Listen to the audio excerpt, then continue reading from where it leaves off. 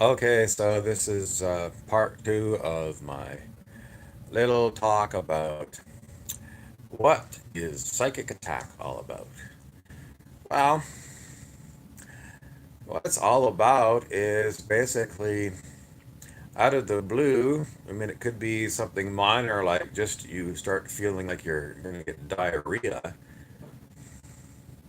Everyone blames it on little bugs, or bad meat or something, or some just kind of flu that you've got. But it could very well be, I'm going to say most likely is, really bad vibes that have come your way that have caused you to feel sick. Our society is conditioned to believe that bugs, viruses and bacteria are what make people sick. Ancillary doctors, dentists, pharmacists, nurses, I mean, vast schools of education, I mean, schools of thought that this is the way it is, and so people, you know, that's all they've ever known. But how am I going to prove it to you? Well, sometimes if you come into a room, you just get the feeling like, I don't like the vibe in here. So maybe you even feel sick, or you just feel like I went from being in a happy mood to being, I don't feel good. Now, would you blame that on a virus or a bacteria? Maybe somebody would. Well, maybe they just think back, well, yesterday I had some bad tuna or something. And it just so happened that when I walked into this room, well, that's when it kicked in. So blame that. People are very difficult to change what they're conditioned to believe is the reason for whatever. If you wanted to wake somebody up to, well, anything at all, how are you going to send them a message? To get through their conditioned state, it's impossible. It's impossible. Everyone is going to interpret the event in their own way.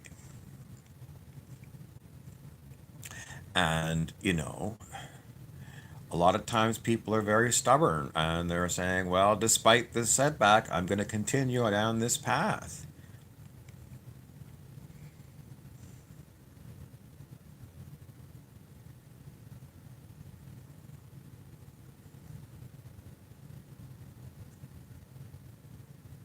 Anyway, with psychic attack, what can you do?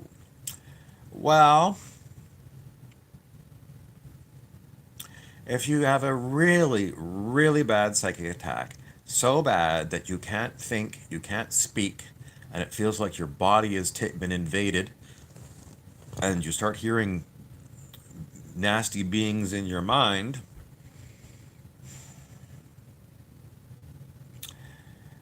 um, the best thing you can do is lie down and wait it out.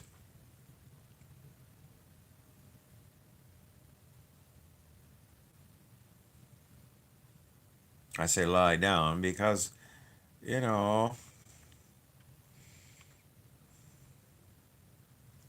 I mean, if you're driving and it happens, and then you got to hold on, you got to hold on, you got to hold on to what you can.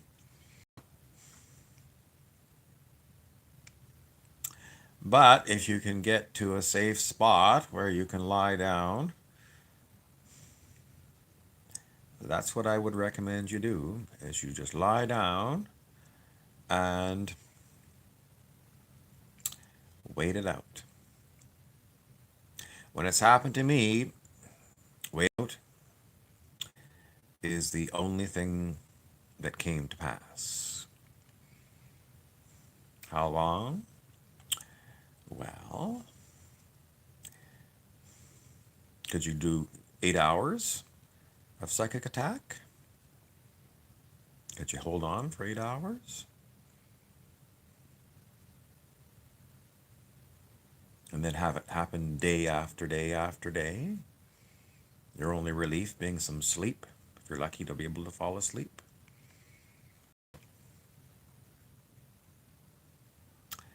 Well, I mean, clearly we're dealing with things, but, if you were locked up in some prison camp somewhere,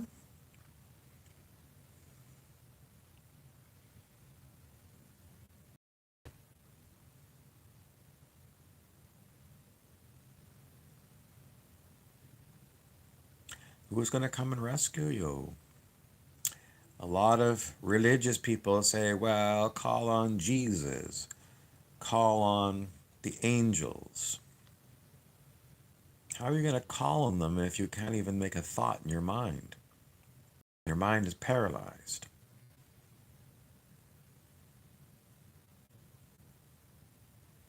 I don't think too many people have Jesus on speed dial on their cell phone. But,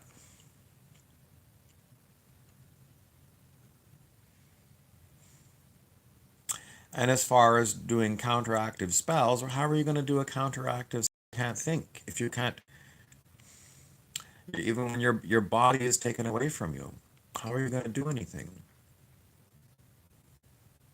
Sounds like a horror movie. It is, except it's real life.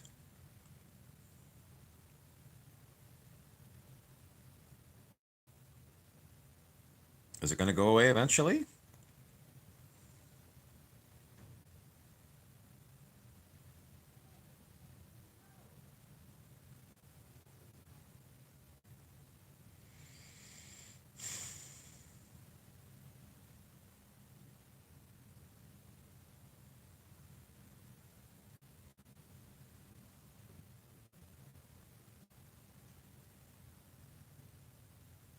There's times when I felt like, oh my God, this is like the lake of fire, It's like biblical hell. It's a lake of fire because it went on and on and on and on until you have lost hope.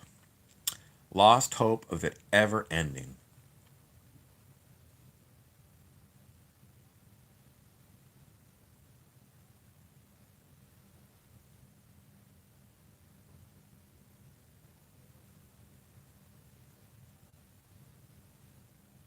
And then all you're doing is you're just existing in the lake of fire.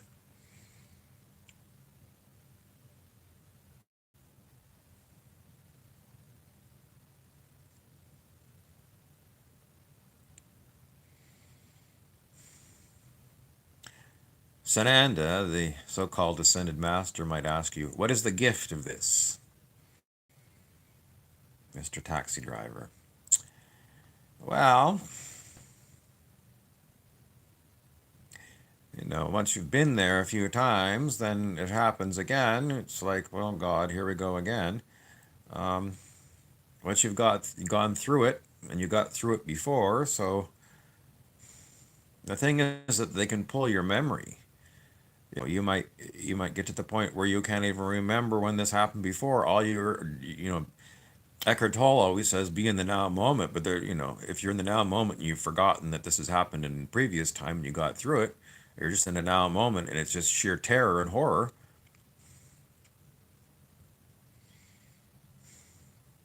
I don't know if that's going to help you.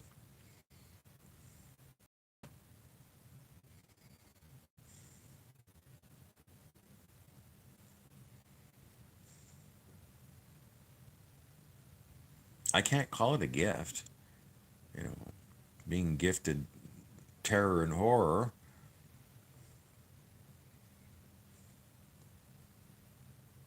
Working to eliminate these things, I suppose, is the gift. You do get motivated to want to do something about it. What to do and where to go to do it, I mean, those are the natural questions. And the answers do not come. They do not come. You live in a vast, vast, huge world, which is in an even more enormous universe, multiverse. And where are these horrors coming from? For me, I couldn't see them with my physical eyes. They weren't there. So where are you, if you're George Bush saying, well, we're going to go smoke Osama bin Laden out of his caves, you can't do that. But there is one thing you can do. You can use the holographic principle, assuming the holographic universe theory is correct. But let's, for now, go with that's correct. If the holographic universe is correct, then every little piece of the hologram has got everything else inside of it. Michael Talbot wrote the book, The Holographic Universe, and you can pick that one up and get more information about it. But if it's true, then the way that you can smoke out the dark is you can use yourself.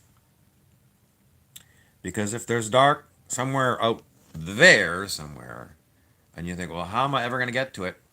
Whatever is out there is actually within you.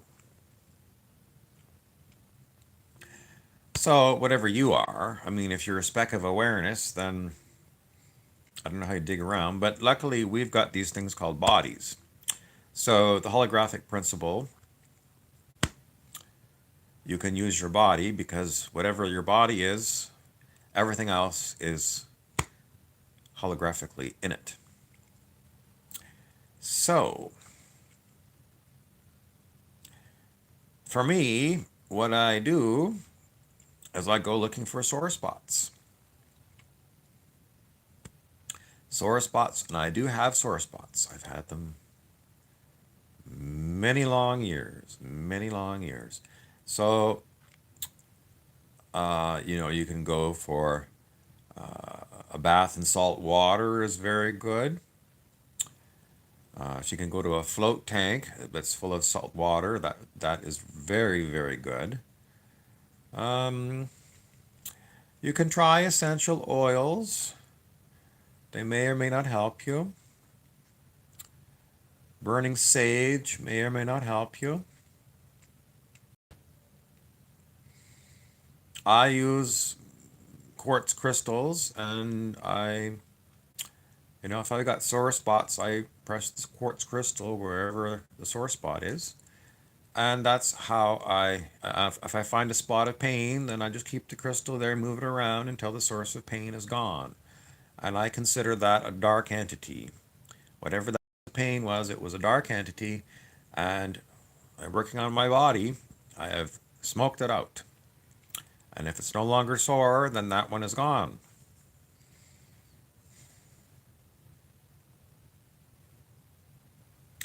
Unfortunately, there are so many dark entities that even when you get rid of them, the next day for me, I've got new ones. So it is a very long ordeal to try and smoke out dark entities this way. And you could try different healing modalities, and they may or may not work for you, but you know, Thomas Edison, they said it took him, I don't know if it was 1,000 different filaments to find the proper filament that would make an incandescent bulb. So, don't give up. If you find something that works, then keep working on it, but keep your eyes open because maybe something else will come along. I mean, I keep hoping that something is going to be more strong than my quartz crystal to remove painful spots in my body. Sometimes I feel like, there's energies around that assist me. Sometimes the quartz crystal doesn't seem to be terribly effective. It's very slow. And other times I feel like it's just, there's more power coming through.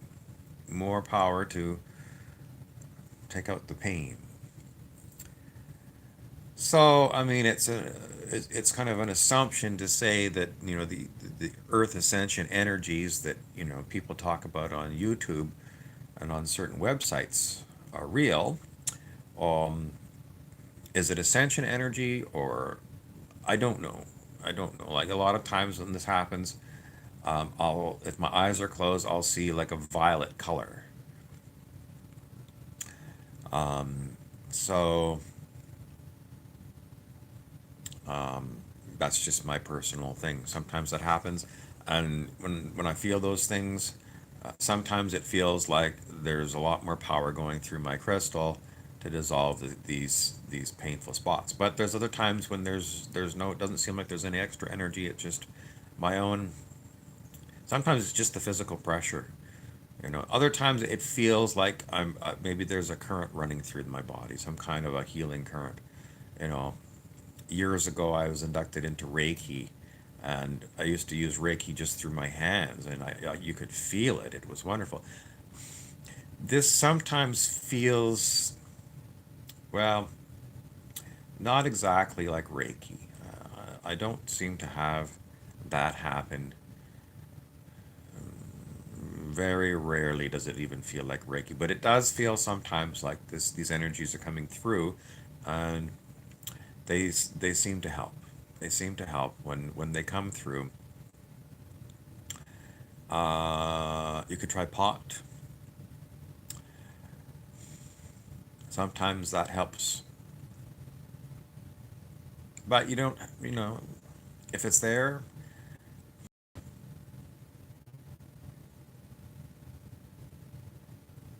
usually it helps for me. I know some people say, there's different commentators that say that don't use these things. Some people, Stuart Wilde said a pot will rip a hole in your aura. That's why I have a lot of problems with spiritual teachers. Some of the stuff that they come up with, it just seems wonderful. But if you follow them to a T, you know, Corey Good says that when he gets information from blue avians, etc., they always warn him about distortions. In other words, you as a receiver picking something up from some other being, you're going to interpret it through your personal experience and the conditionings that you still got and not are unaware of. So, whatever their meaning is, even if you try and be a clear channel, how are you going to know that you don't have a distortion? So, with Stuart Wilde, I often find him saying one thing, and then, next book or maybe the next chapter, he completely says something completely opposite to what he says. So,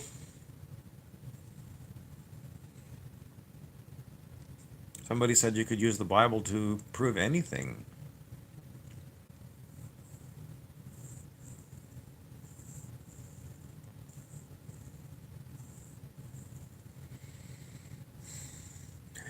Well, my next lecture is going to be what is being a transdimensional taxi driver.